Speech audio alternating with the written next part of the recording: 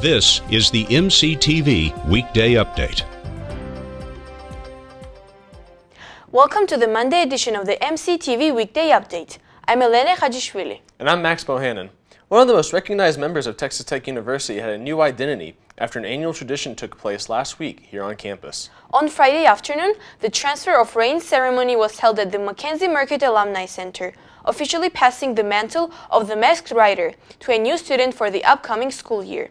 New mascot Lauren Bloss took the stage on Friday as she prepared to become the masked rider for the 2023-2024 school year. Bloss is a senior animal science major from El Paso.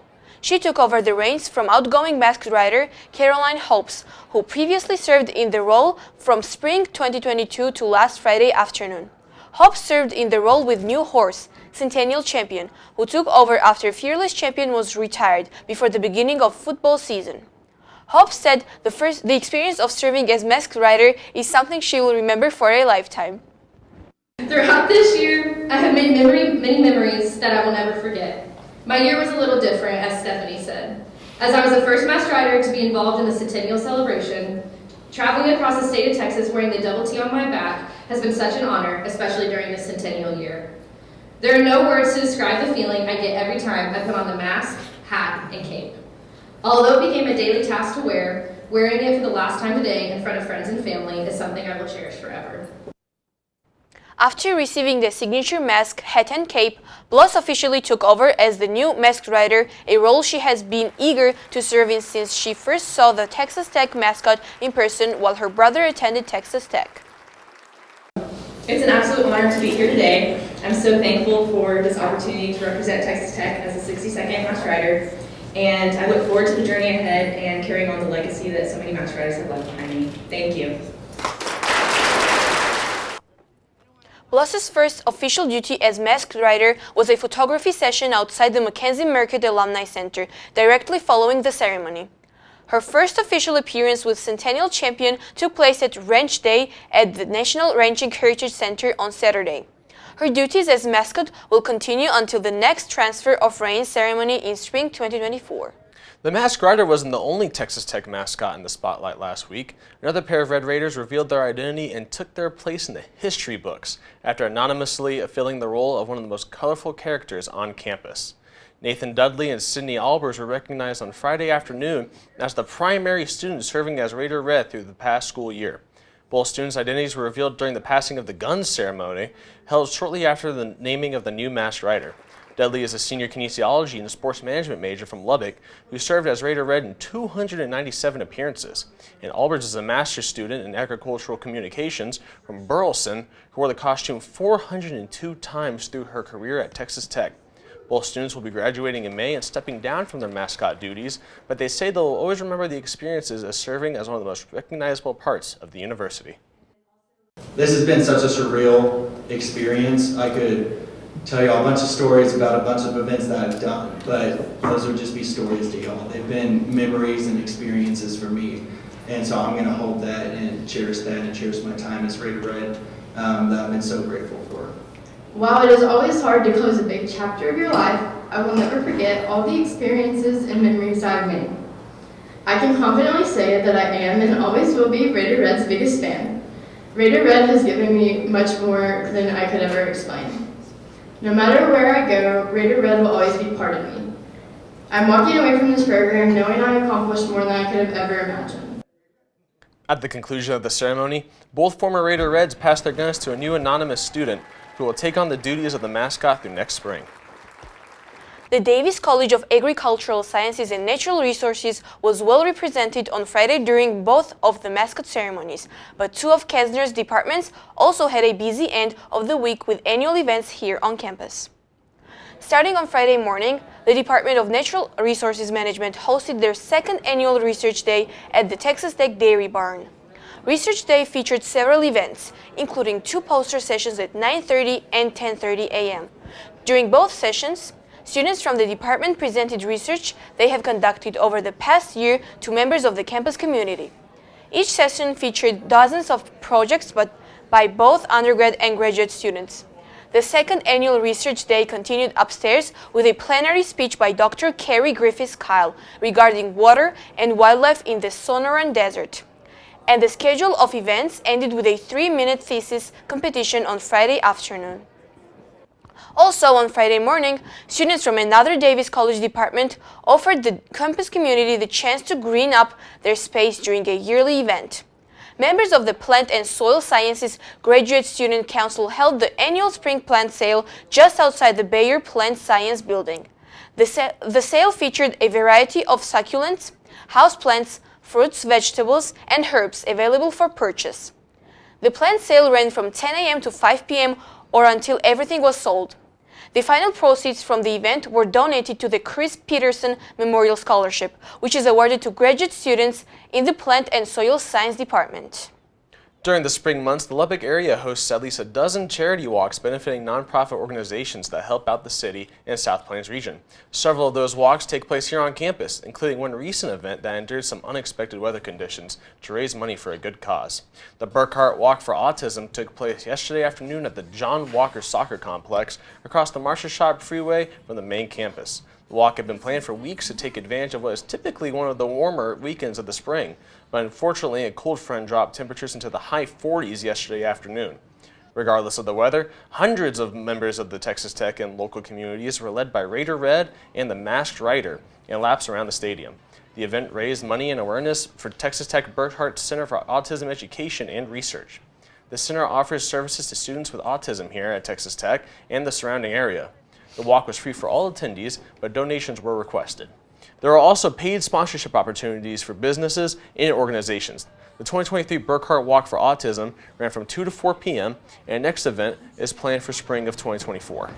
For more information on Texas Tech's Burkhart Center, including additional opportunities to donate, visit depts.ttu.edu/Burkhart Center. As we just mentioned yesterday, it was a chilly spring day here on campus after a cold front moved through our region this weekend. Temperatures reached a high of 62 degrees on Saturday, but Sunday's temps stayed at or below 50 degrees all day long. Things haven't changed much since this weekend's cool-off, but luckily it looks like normal spring conditions are headed our way soon. Let's take a look at the MCTV forecast. The MCTV Tower Cam has been showing gloomy conditions since yesterday morning. The cloud cover was supposed to be accompanied by rainfall over the last 2 days, but unfortunately, we've remained dry in the Lubbock area. Cooler temperatures are also sticking around, and so far we've only made it into the low 50s. Late this afternoon, the clouds should start to clear and highs may climb into the low 60s before sunset. Later tonight, temperatures will drop back into the 40s, but it shouldn't be as cool as the last 2 evenings. After a slight clearing, the overcast conditions should return around midnight, which will lead to another gloomy morning. Overcast skies currently remain in the forecast until around noon on Tuesday, but after that, the sun should make a return for the afternoon and help warm temperatures back up into the mid-70s. Rain chances return to the forecast late tomorrow, with potential thunderstorms before sunset. Beyond that, the forecast remains dry into the evening, with lows expected to drop to 50 degrees. Heading into Wednesday, we should see a lot less clouds in the morning and a full return of the sun by noon. Even with the sun, temperatures will be slightly cooler, with highs just topping 70 degrees on Wednesday afternoon. The cooler conditions will continue into the evening, with lows expected to drop into the upper 30s overnight.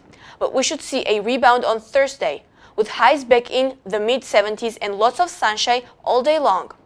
Looking ahead, the last full week of classes will end with a familiar set of conditions, as gusty winds and 60-degree highs return to the forecast. But after that, a warming trend appears to be headed our way for the weekend. The end of the spring semester often includes dozens of decisions for Texas Tech students who are either preparing for summer classes, thinking ahead to next fall, or starting a career after graduation. In all 3 cases, there's a high chance that one of the first things on their mind is finding a place to live. MCTV's Kylie Phillips recently stopped by a unique event that helps some Red Raiders make up their minds regarding living arrangements beyond the end of the spring semester. American Campus Communities, in partnership with TTU Athletics, hosted their 3rd annual Take Me Out to the Movie Night. It was a unique opportunity for students to watch a movie on the baseball field and learn more about off-campus housing. Take Me Out to the Movies featured the 2022 hit film Top Gun Maverick. Two of the general managers of different American campus community properties were able to tell us more about this event. American Campus Community strives to make an environment where students love living, and we partner with Texas Tech and the sports marketing department to achieve that goal. Really putting students first, making sure that we are going the extra mile to make sure students are comfortable and they're having the best college experience that we can provide. As the semester winds down, American Campus Community said that their goal was to let students know about off-campus housing opportunities. I would say the goal of the event is just to provide overall brand awareness, making sure students know who we are, what we have to offer, and then, really just letting them know their options of off-campus housing. Snacks and drinks were provided for students, and they could enjoy them before heading out to the field. The West Texas weather provided for the perfect night to cozy up on the field and watch a familiar favorite. Students heard about this event through Tech Announce and social media, where they were inspired to go experience a once-in-a-lifetime movie night on Dan Law Field. I decided to show this event because I was really excited to see Top Gun Maverick. I've never seen it before, but Top Gun the original is one of my favorite films ever. It was a great community event to bring all the students together and coming with my friends and all these other people, meeting new people. I felt like it was a great thing to do on a Thursday afternoon. TTU Athletics and American Campus Communities host this event annually. For future events and off-campus housing, check out americancampus.com. For MCTV News, Kylie Phillips. The Texas Tech baseball team is in the home stretch of the Big 12 regular season, with only 3 conference series remaining. So could the Red Raiders secure another series and maybe even find their first Big 12 sweep of the 2023 season? MCTV's Joshua Ermis has a look back at the past weekend for Texas Tech athletics and sports. Joshua? Thank you, Max and Elena. Both Tech baseball and softball took to the diamond once again as their seasons draw closer to the end. And Red Raider football hosted their spring game as they gear up for Coach McGuire's second season at Tech. We'll start with Red Raider baseball. Pitcher Mason Molina had a stellar start on Friday as the Red Raiders hosted Baylor for a 3-game series. In the 10-1 win over the struggling Bears, Molina posted a career-high 7 innings with a career-high 12 strikeouts and only 2 hits. He also threw the most pitches in a game in his career with 106. Luckily for Molina, the offense was also on their A game as they tallied 16 hits with 3 home runs in the 10-1 win. Tech and Baylor agreed to a doubleheader on Saturday that the two teams would end up splitting. The Raiders took the first game of the day, in turn winning the series. The explosion of offense was led by catcher Dylan Maxey, who put together 3 hits and 5 at-bats for 2 runs and 6 RBIs, including his second home run of the season. Nolan Hester had a good day as well, contributing another 3 runs to the score as Tech won Game 2 14-9 over Baylor. To close out the day and the series, the Bears would manage to finally slow down Tech's offense with a 6-4 win. The series marked outfielder Dylan Carter's first time back after missing 22 games due to injury. He went 3 for 10 with 3 doubles and an RBI. Texas Tech now stands at 29-13 overall and 8-7 in conference. They will start a road trip tomorrow as they play 1 game versus Abilene Christian and then 3 games at Kansas State this weekend. Texas Tech softball traveled to Kansas over the weekend as they look to gain some momentum in the Big 12 with only 1 series to go this season. Luckily for the Red Raiders, they were able to take Game 1 fairly easily, defeating the Jayhawks 6-1 in Lawrence on Saturday. The win was highlighted by an incredible performance from the returning Peyton Blythe. In her first game back from injury, Blythe went 3 for 3 with 4 RBIs, one of those hits being a go-ahead 3-run bomb in the 4th inning. Unfortunately, the Magic would not carry into Game 2 as they lost to Kansas in a game that saw only 1 run scored all day. That run being a Jayhawk walk-off to tie the series with the 1-0 win.